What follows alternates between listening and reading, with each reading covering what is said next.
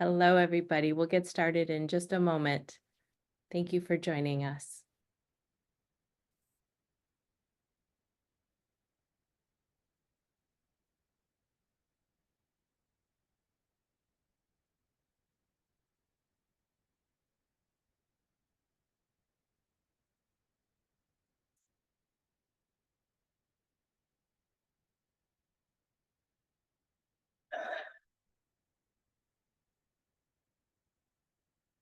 Great.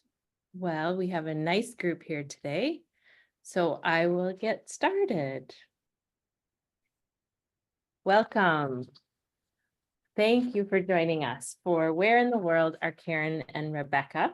Personal Experiences of International Work and Education, a webinar within the Archival Vistas Briefings series offered by the International Archival Affairs section of the Society of American Archivists. Archival Vistas Briefings is a program series based around an annual theme, and this year's theme is International Work and Educational Opportunities. Previous discussions this year included the Fulbright Award, Study Abroad, and Global PhD Education. We're continuing these interesting conversations today with our guest speakers, Rebecca Hankins and Karen Trivett.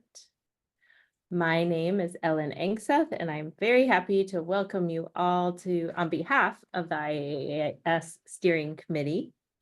I am the senior co-chair of the section. I'm curator of the Immigration History Research Center Archives and head of Migration and Social Services Collections at the University of Minnesota.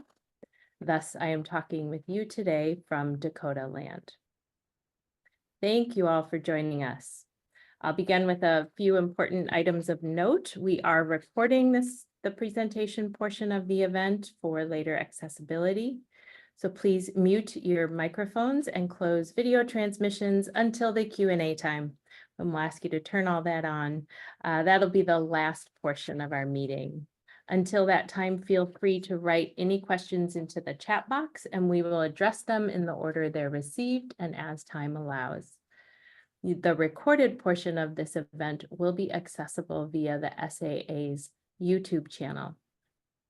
Captioning and American Sign Language interpreting services are provided today by Access Resource. This is through support from component funding of SAA approved by Council, and we thank them very much for this support. Without further delay, I am very pleased to introduce today's speakers, Professor Rebecca Hankins of the Department of Global Languages and Cultures at Texas A&M University, and Professor Karen Trivett, Head of Library Special Collections and College Archives at the Fashion Institute of Technology, State University of New York. Their fuller biographies will be available later in the chat. Thank you both for being here and for us all to gather together today. And Rebecca, I'll invite you to start. Okay. Would you like to share your screen? Yes. Thank you. And I do want to say thank you so much to you, Ellen. And it's been a pleasure to work with you. And I'm looking forward to and hope everybody will enjoy this. Okay, let's see. Can you see let me hold on here. Can you see my presentation okay? Yes. Okay. All right. I'm for some reason there is an issue with my screen. So hopefully you can see it even though it keeps going in and out on me. All right. So, all right, let's see. Rebecca, I'm sorry, I can't see your screen now. You can't see my You screen. had it up. Okay, let me see what's going on. This is the problem I was having before. It keeps going in. Can you see it now? Let's see. No. No? Okay, here we go again. Can you see it now? It looks promising. It looks promising. Ah, wow. Can you see it at all? Okay. We can, it's just not ready for slideshow. And we Okay. can see your notes at this point. Okay. All right. And Uh, that looks good. it looks good. Yes, ma'am. Okay. All right. Okay, sorry about that. I'm just having some issues with my computer. So thank you so much, Ellen. Thank you, everyone, for being here.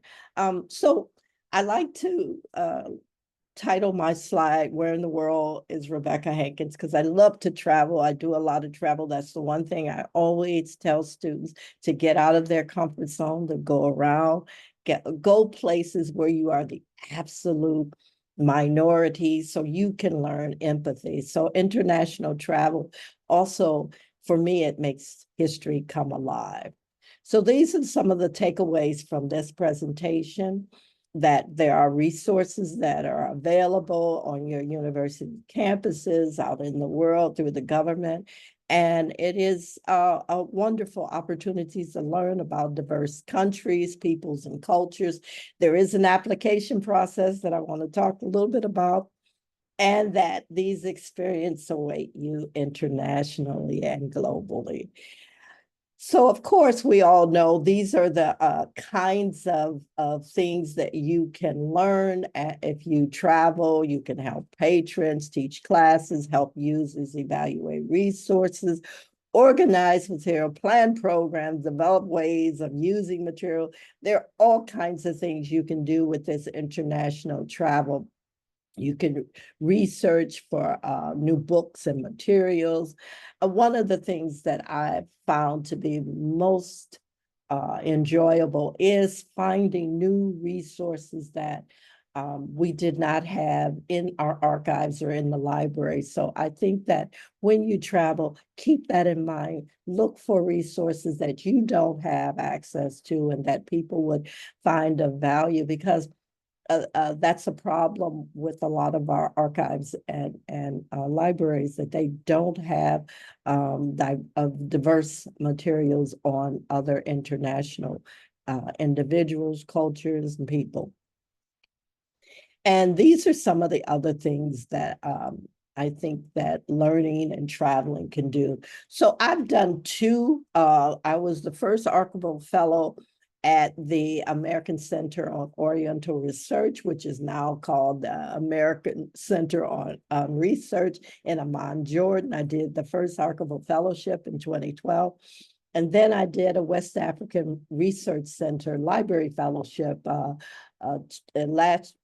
it ended last year, but it started in 2022. They were wonderful. This is often the process for applying for these particular activities. I had to do an essay, I had to get letters of recommendation. And I think that that's the one thing that many of us forget, is to start cultivating relationships so that you can get those letters of recommendation that will help you in terms of these kinds of activities. Then I had to get my department to approve. And oftentimes that means explaining to them what value this is, not just to you, but to the institution itself. You get your letter of acceptance, hopefully, and then the plans for departure. And I wanted to put here some of the plans for departure, as making sure your passport is up to date. If you have a passport, make sure it doesn't expire within 6 months. Yeah, sometimes you need a visa, which was a really interesting to go to Senegal. I didn't need a visa, but there are places, like I'm going to Ghana in June, and the visa process is very extensive and it takes time. The flight, making sure you have a flight that is comfortable. Also, one of the things that you might want to do, especially if it's a non-English speaking country, is to try to learn some of the phrases. So in Senegal, it was Wolof and French. And so I started taking classes, learning about the money and exchange. And the really great thing is, of course, on your phones, you can have apps that help you with exchange, and learning the value of using the exchange rate, the rates that are in the country rather than your own. You tend to save more money. What type of weather, the clothing to pack, activities that you want to engage in that are outside of the fellowship.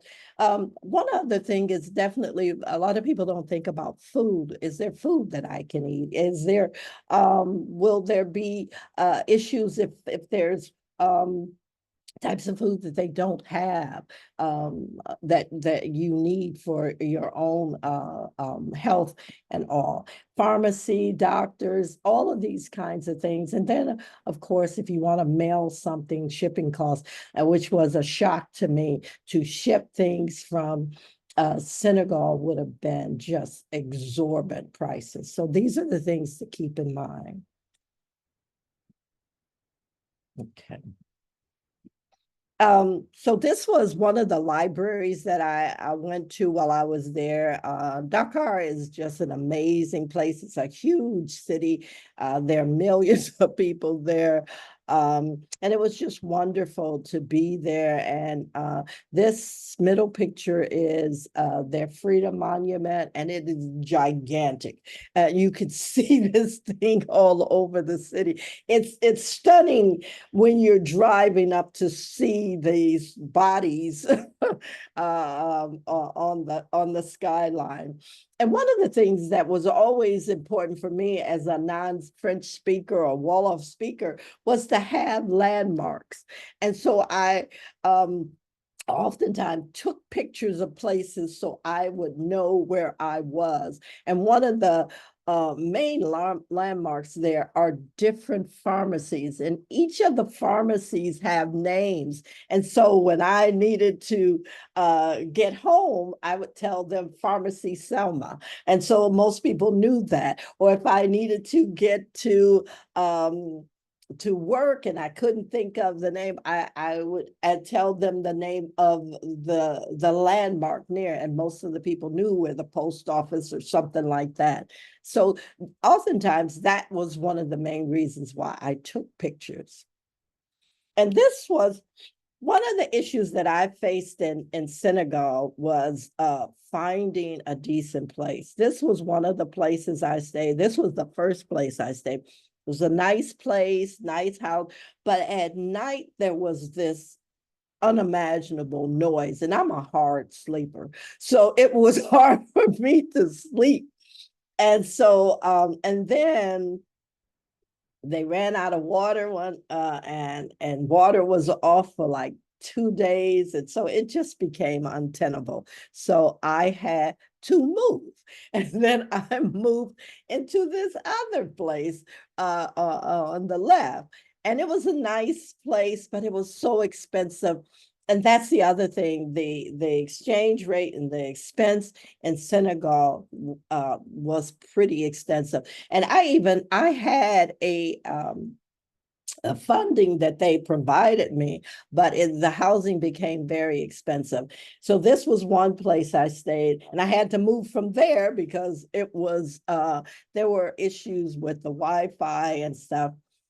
And this last place, which I wish I had given more pictures of it, was really a nice place, but it was this blue building here, and I had to walk up 3 flights of stairs, but it was the last place I stayed, and I really enjoyed it, and it helped me. And I was able to walk back and forth to work. It may take me about 40 minutes, but it was a really nice walk. And this was the some of the people that I was there with, a lot of the people that I worked with, a lot of the people. This is the place where I worked with the library there. And I don't have the inside of the library, but it's a small library there. And this was one of the directors of research there. And she had her name is escaping me at the moment. I don't know why. Dr. Corka Saul. And Dr. Saul got her PhD here in the States, and she was just such a wonderful resource for me, and was so helpful. And whenever I needed, if I needed to go to get my nails done or things like that, or go get my hair done, she was the person who was so helpful to me. And I've kept in touch with all of the people there. We still keep in touch regularly. And I'm still very much engaged with them and talking to them. We went on tours. Of course, Senegal, Dakar, of course, is predominantly Muslim, so there are all kinds of mosques everywhere. But this was a Catholic church in the middle that was that I took a tour of. So there are other religious institutions in Dakar also. This was Gorée Island in Senegal. Gorée Island is where the enslaved people were brought before they were taken across the ocean. And it was an interesting and very somber visit to the door of no return. That's that door right here. Where the people would enter and never to be seen again. And they have all kinds of monuments and museums on that island that just to remind people of the horrors that happened there. I also went to one of the leading places for religious communities that I had heard about for years. It was called Medina Bay. And this particular place I'm bringing up is because a lot of the people who are a part of this place are from the US. And I knew some of the people who were there. They have schools, they have religious activities. And this was one of the houses we went to. And the mosque is huge there. I mean, it's one of their sacred places in Dakar. I mean, it's in Kaolack, but it's called Medina Bay. And while I was there, they had this first international Omar ibn Said conference. And ibn Said was an enslaved African brought to the US and was enslaved here. And his autobiography was one of the first autobiographies of an enslaved African. And he's from this area. He's from Senegal. And so they have decided to start to develop these forums and bring together scholars. And so you will see the woman here, she is a doctor, I can't remember her last name, but she is from the Library of Congress, where my dear friend, the late scholar, he sold the Omar ibn Said manuscript, Tariq, sold the manuscript to the Library of Congress. And so they came, there were people there from the Omar ibn Said Mosque I think it's in North Carolina. There were Professor Rashad was there, Camila Rashad, who I knew personally. And so it was really nice that they had this event. And it was just a wonderful conference, and I was able to attend that. And there, Dr. Rashad came to the center to visit. So it was nice. And these are just some of my memories. The cloth, the wonderful, amazing cloth that they have in Senegal, and just being by the water and the fishermen by the water, it was just amazing. And this was the nail shop I went to. amazing a place. And I think the most thing that I will remember more than anything was every day after we would have lunch, they would always have the tea. And and they provide lunch for everyone. And they would give you these little cups of tea. You get 2 cups of it. And it just is something that I always will remember. And that's me on my way home. And I wanted to talk a little bit about the American Center for Oriental Research. That's the Archival fellowship that I was able to do, and it was really wonderful. And I was able to supervise a graduate student, and I went to the Department of Antiquities, and I helped them to develop their digital archives. That was in 2012. And this was another place that I've been to, Bandung, Indonesia, where the All Africa, All Asia Conference, the Bandung Conference, which is well known, took place. And it was just this is their archives and library that I visited there. And so from a lot of these trips, I've been able to go do speaking engagements. And so these are some of the things that you can do. I've had a speaking engagement just before the pandemic in Cairo, Egypt. And I've given lectures in South Korea and in London. And so these were opportunities for me, and I've written about these opportunities. So there's so much that we can do when we travel abroad and really add to our understanding of these diverse cultures and peoples. And I put this picture here of the Peace Corps, and my daughter is always telling me, tell people about the Peace Corps, because it's an opportunity for you to travel and to learn about different cultures. And this is her Peace Corps group here. All right. Thank you very much. Hopefully you will take me up on my the fact that we need to all get out and meet diverse communities. Thank you very much. Thank you so much, Professor Hankins. Yes, I agree with you completely. We'll see if everyone else does when we get to the Q&A section. But now we'll turn to Professor Trivett. If you'd be so kind as to share your screen. Thank you. Happy to. And Ellen, again, I want to thank you as well, just for having this wonderful idea for a program and for the ASL component. It's groundbreaking, and I really appreciate your vision on that. So I shall share my screen. How is that looking? All right, I saw one nod of the head. I'll take that as an affirmative. Great. So I've entitled my presentation, "Oh, the Places You Can Go," because as you'll see when I tell my story, sometimes you need a little push just to get that motor going. It's not advancing. Oh, here we go. So, my natural interest in all things international started when I was very young.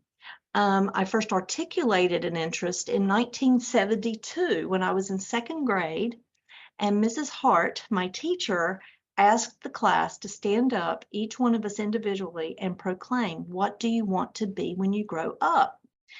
And the class was arranged alphabetical by last name. So I, as T for Trivett, I was near the end. So I was hearing everybody proclaim teacher, doctor, lawyer, nurse, waitress, you name it. Everybody had their idea. And I was sweating because I knew what I wanted to say, but I didn't know if it would be right to say it under those circumstances, but I said it anyway. And Mrs. Hart said, "Karen, what do you want to be when you grow up?" And I said, "I just want to go to France." And I stuck with that. It took another roughly 10, 11 years, but I became a foreign exchange student to the south of France, and it was life-changing. But in between, during those waiting years, I was very much influenced by a cousin of mine who was in the Foreign Service Diplomatic Corps. And every summer when we'd vacation together, he'd tell me these remarkable stories about places and people and things and tastes and cultures that were very different from my own experience. And I craved his stories and my own experiences to perhaps mirror some of his. In a practical sense and with profession in mind, I became a member of the International Council on Archives in 2005. By that time, I was an archivist, having gotten through, undergrad and graduate schools. And I felt like this is where I needed to point myself as a professional. So I did just that. In another 3 years, I became the college archivist here at FIT. As Ellen said, it's part of the State University of New York, and I've been here since 2008. And one of the attractions was to be considered a professor. We have professorial rank here as librarians, and in my case, an archivist. So that was very attractive to me.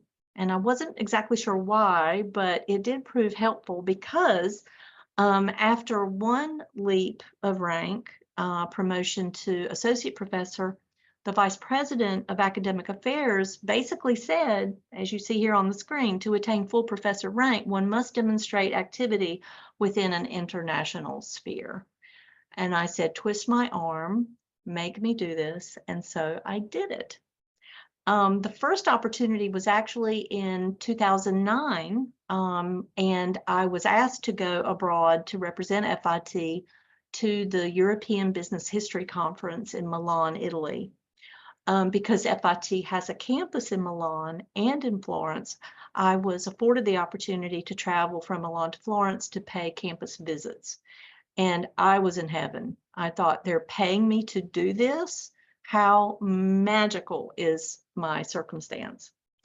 And then I went abroad again in 2014 to present at certain conferences, and that just repeated every year. I sought all these opportunities to position myself abroad as often as I could.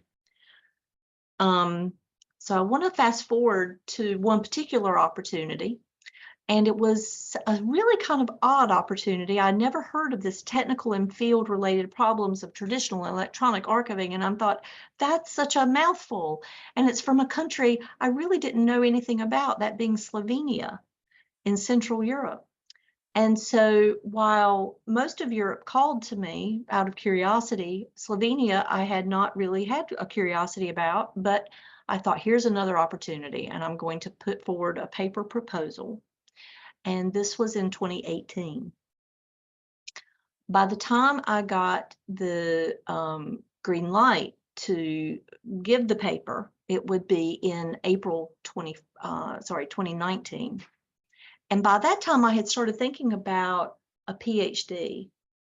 And with all of the splendors I had seen and experienced abroad, I thought, why limit myself to the United States for a PhD program? So while I was at Slovenia, it is specifically Radenci, to attend this conference as sponsored through the Regional Archives of Maribor, I heard about this new PhD program that was going on, headquartered in Maribor, and also somewhat in Vienna, Austria. And so the more I perked my ears, the more interested I became. So after a lot of thought, a lot of number crunching, I decided to take advantage and apply for essentially a PhD through Alma Mater Europaea. And I want to tell you a little bit about that institution. Excuse me. I need to forward. Oh, okay. I will rest here for a minute, because first of all, I want to backtrack just a little bit. When I was trying to decide to become an archivist, I read this wonderful book by Lawrence Bolt, How to Find the Work You Love. And one of his bits of advice, which I still take to heart, said, pay attention to your envy. Because envy, albeit typically a negative connotation, can actually be turned into a positive. Because if you're envious of someone or of something, or some experience, that means you crave it. That means you want to make it a part of your life. And so way back in 2001, a friend of mine was getting her PhD abroad. So this just fed the fuel to get me to go forward with the experience at Alma Mater Europaea. I'm having trouble with my mouse, I apologize. So let's dive into Alma Mater Europaea.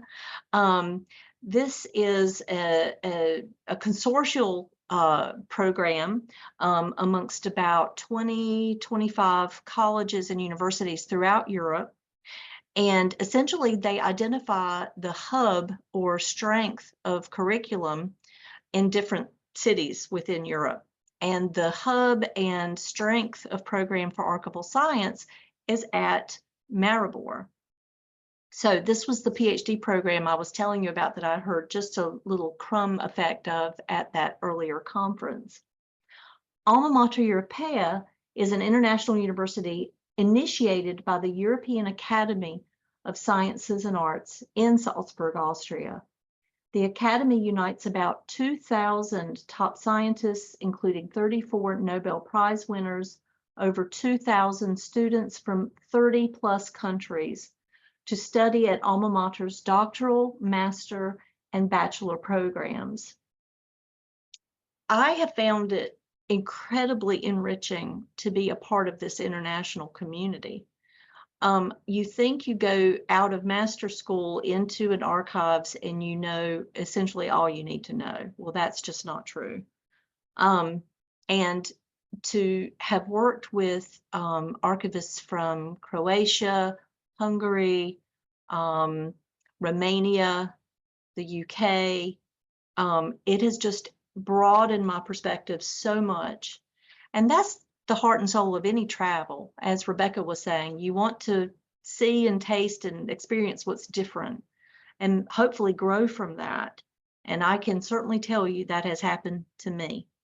And as I was thinking about this presentation today, I thought, well, what might be the most prominent questions that anyone in the audience might have of going abroad for a PhD?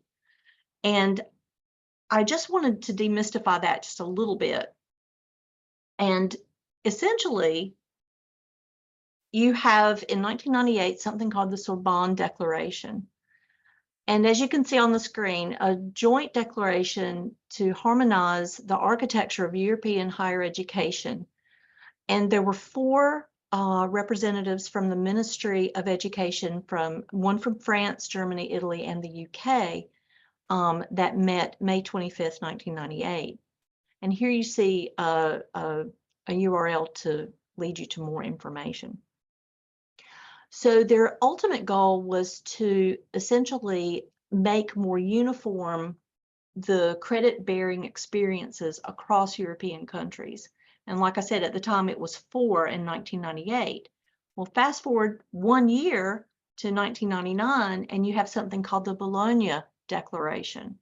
And the Bologna Declaration actually involved 29 countries, and now it's 49 countries. So what you have here is a system that allows for easy transferability of credits. It actually has these objectives that's mentioned in the quote above that I'll outline a few of them for you. One is to adopt a system of, again, easily readable and comparable degrees through the implementation of a diploma supplement in order to promote European citizens' employability and the international competitiveness of the European higher education system. Another objective is to adopt or create a system essentially based on 2 main cycles. That would be the undergraduate cycle and then the graduate cycle. And those align with the Bologna #1 cycle for bachelor degrees, #2 cycle for master, and #3 doctor. And at the bottom of the slide, you see the 29 countries that originally signed on to the Bologna Declaration. Another objective is to establish a system of credits. And the credit system in Europe is the European Credit Transfer and Accumulation System, or ECTS. And those are calculated as one ECTS is equal to between 25 or 30 hours of instruction. And it's about 2 to 1 to an American systems credit system.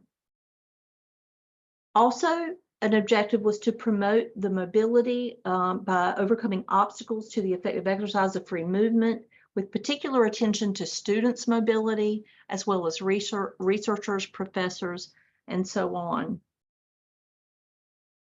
Another objective was to promote the necessary European dimensions in higher education, particularly in regard to curricular development. So it's much more than just credits that are transferable, but rather also the program experience would be on par across now, again, 49 countries. What I have found in my studying abroad is that, you know, how does that help me as a US citizen? And there's typically more rigorous accreditation processes for European institutions as compared to the US. So for the example of alma mater, you would have a country accreditation, you'd have the European accreditation, and then an international accreditation. And so don't take my word in that your particular pursuit has the fluidity of application. You should certainly investigate that for yourself. But what I found with Alma Mater Europaea, that the doctoral program, which is a PhD program, would have very easy transferability to be practical to US employment. So that is sort of my story in a nutshell. I was thinking I'd take a lot more time to discuss this with you, but in the matter of time, I just want to thank you again for your attention, and I welcome any questions. And here is my email address. If you have any questions to follow up specifically that you want to address to me after our show is over today, then you are more than welcome to reach out. Thank you very much. Bravo. Thank you all. That was, I have so many questions, and I found them both so interesting. And I can certainly ask them, but I would love to open it up to our colleagues joining us today and to hear what questions they might have for you. And Rebecca and Karen, if you have questions for each other, of course, feel free to think of those and pose those. I actually have a question for Rebecca just to kick things off. Okay. Rebecca, you might have said it, but could you remind me and other listeners, what is the program that actually funded your fellowship initially? It was the West African Research Center, and that center is based in Boston, Oh, at Boston College. As a matter of fact, it is a sort of what's the word I'm thinking of? It's a collaboration. So there are a number of fellowships that are available if you want to do research in West Africa, if you want to learn language. There's a Fulbright, there's an exchange, all kinds of exchange programs.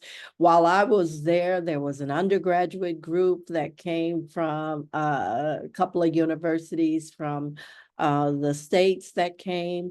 So they have all kinds of exchange programs.